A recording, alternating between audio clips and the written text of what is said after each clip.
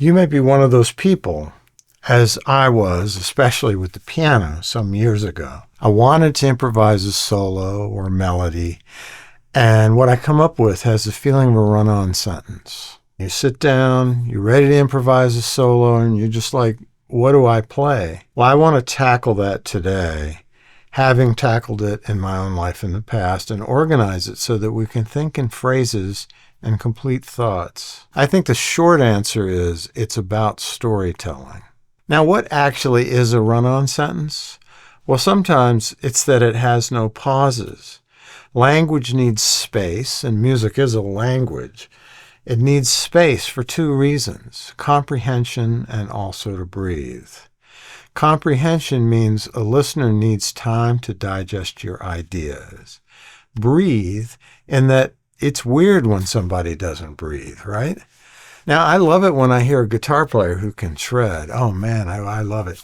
But as part of a culmination, like the climax of a story, your improvisation is a story told through melody. And if you listen to pretty much any song with a good melody, you can analyze how the creator does that.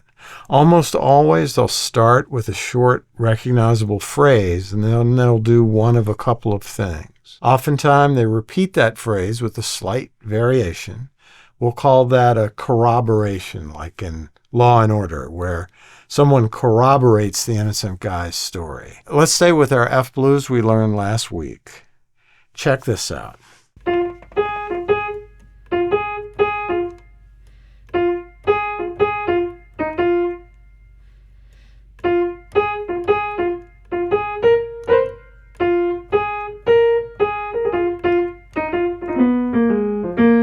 Now listen to that one more time and notice how the four phrases in the first part of this improvisation were nearly identical.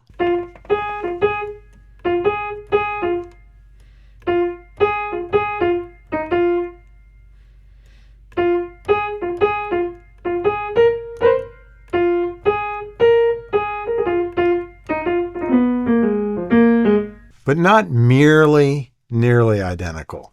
They grow larger each time. They introduce new pitches or faster rhythms, higher or lower ranges, etc. That's the story being told. In language, we'll introduce an idea. In your story, you might say, I left the building yesterday. And then the next phrase is, I left the building to go out and play. The third phrase might be, I left because I couldn't stand the stench. Okay, it's not Shakespeare, but this is a story. First off, in the first phrase, you established nothing but time and place. Maybe phrase 2 is about freedom and play. Phrase 3 is a new part because you're saying there's something bad about that situation you were in. This is creating a mood. It has answers, but it also invokes more questions. This is how a story works. And your melody tells similar stories. The difference is that music as a language is more abstract than a spoken language. Then we kicked it off in a direction that seems to indicate it's going to get more active.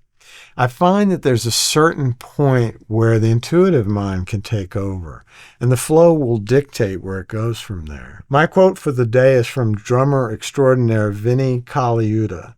Thought is the enemy of flow, meaning intuitive playing is what you want to be aiming for. So in other words, in that initial state and the corroboration that follows it, you're communicating that the initial musical thought was not an accident, that your story is cogent because you're repeating the same melodic material, but varying it enough to keep the listener's interest in the story. It sounds intentional. Also, in addition to being cogent, it's also got to be authentic, genuine, and honest. Now, you can see that from the point where I stopped, I was creating a lead-in, and that I was about to introduce more energy, which in turn would make the story just that much more interesting as it plays out. Now, this is the point where if we were together, I would get you to try something like this, and then I'd have some feedback, and I'd coach you to get the most out of your music based on what I heard you do. If you have any interest in that kind of coaching, you can check out the link in the description to contact me for lessons. But you can get a lot from this as well, so let's keep going. So that was basically a single idea approach. Also, you can have phrases with two or more contrasting ideas. Think of Dizzy Gillespie, a trumpet player, who would sometimes start his solos with the very high, single squeaky pitch and then play something lower, like a short flurry of notes. Now, the classic trumpet sound, at the top, it's a little fragile, and then there's a subdued melodic phrase in the lower range. To me, this story is, I'm passionate, but I'm also extremely cool, right? He can scream, but he also has this understated quality. Now, how could that play out and include both streams of thought? First, let's try by playing the so-called scream first, and then doing a more extended stream of the cool section. So that might go like this.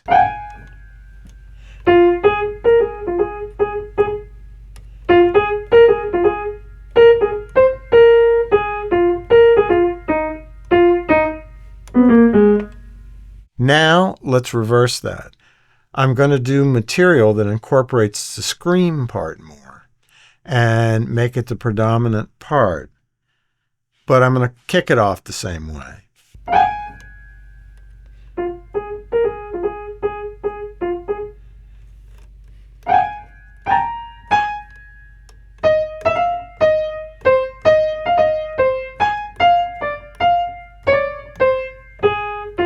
Now, with the two approaches I just played, to begin with, I told two different stories. But keep in mind, you can play with any of these elements and make whichever one you want your focus. Here, the two elements we have are the upwards rip, and we also have a series of steps that are in a lower range relative to the opening rip. Also, keep in mind that while this rip was chromatic, it really communicates a skip because the outer notes are more than a step apart. It also imitates the slide of a human voice. So this is one of the ideas, skips versus steps. The other idea is high, the scream, versus low, the cool part. The other is dynamics. The scream is loud, the cool part is softer. Let's tie this to spoken language. When you give a speech, you may say, this topic has a philosophical component and a scientific component. And then here are some thoughts about the philosophy of this.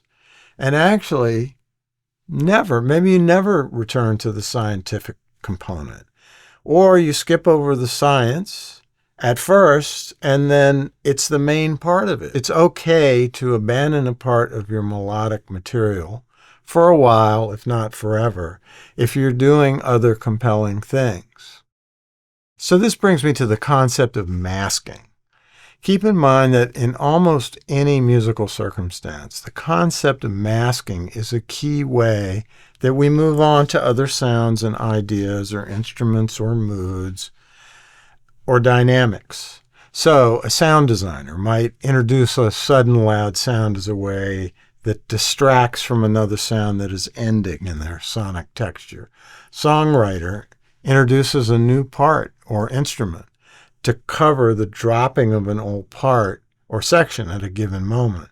And in this case, you can expand upon a new or pre-existing idea to abandon another one in your improvisation. Here's the rule of thumb. Anything you abandon without introducing a distraction is likely to stick in the mind of the listener.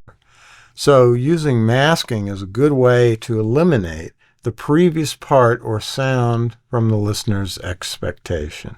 So if I play this for a minute.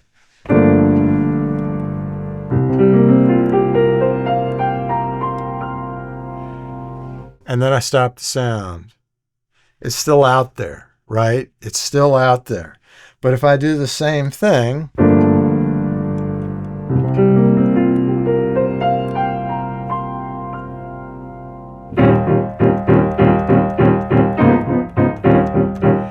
what I did was I distracted you from the fact that I'd left that hanging.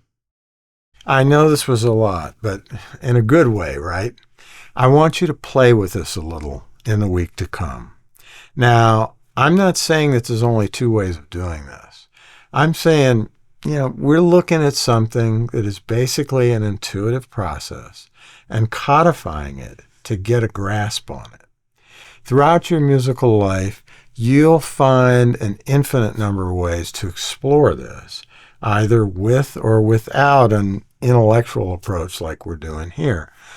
Also this week, I want to invite you to listen to what is, in your opinion, the greatest and or most inspiring solos in the music that you love, and look at them through this prism. Not so much what they're playing, not the note choice or the scales, but how they play it, and what the story is that it tells from a motivic perspective. This is to see what you can glean from your favorite artists that will help you tell your story in your own way. What we really have is our own taste, and our taste is always reflected in our favorite music. One way to be the most like yourself is to let your favorite artists inspire your approach to music. Next Tuesday, we'll talk a little about playing over changes. That is where you not only use the scale that I taught you last week, but you also incorporate tones, pitches that only work over one of the chords, but not the others. That leads to some very cool melodic material for your solos or cool stuff to write in the melodies of your songs. By the way, don't drop what we worked on last week unless you've completely mastered it, which you haven't. I've been playing piano for 40 years. I use that stride texture daily. I haven't mastered it yet. This weekend in the technical video, we'll do a deep dive. If that's your thing, please do drop by as well. And see you soon.